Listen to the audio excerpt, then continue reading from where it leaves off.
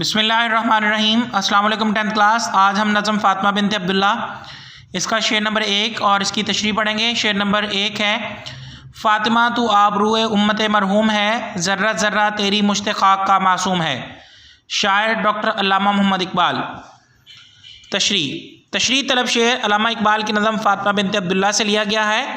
علامہ اقبال نے روایتی شاعری کو ترک کر کے اپنے فن اور صلاحیت کو قوم کی اصلاح کے لیے استعمال کیا۔ شاعر مشرق نے اپنی شاعرانہ قوت کو محبوب کے لب و رخسار پر ضائع نہیں کیا، بلکہ حقیقت کا ترجمان بنتے ہوئے قوم کی فلاح کا فریضہ سر انجام دیا۔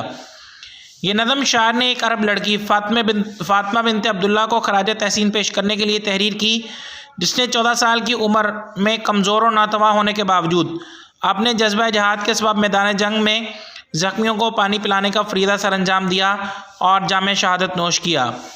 اس شعر میں شاعر علامہ اقبال فاطمہ بنت عبداللہ کی روح سے مخاطب ہیں اور اس کی تعریف بیان کرتے ہوئے کہتے ہیں کہ اب فاطمہ اگرچہ ہماری مسلمان امت زوال کا شکار ہے اور اپنے عظیم الشان عروج کو کھو چکی ہے، لیکن تم نے اپنی دلیری اور شجاعت سے اس امت کی لاج رکھ لی ہے۔ تم امت مسلمہ کی عزت و شان ہو۔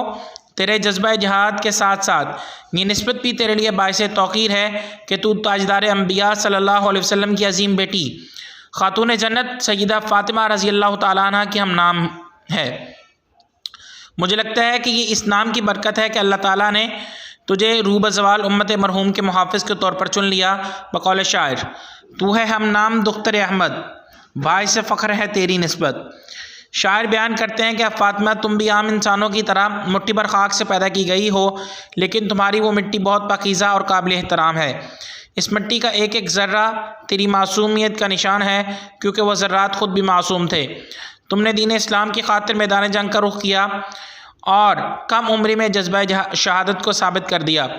موت تو ہر ذی روح کو آنی ہے، لیکن یوں عزت کی موت اور شہادت خوش نصیبوں کے حصے میں ہی آتی ہے۔ تم وہی خوش نصیب اور امت مسلمہ کا فخر ہو۔ بقول شاعر: مرتبہ ملا تجھے ملت کی آبرو ہو کر، مرتبہ ملا تجھے ملت کی آبرو ہو کر، مرتبہ ملا تجھے اپنے فرد سے سرخرو ہو کر۔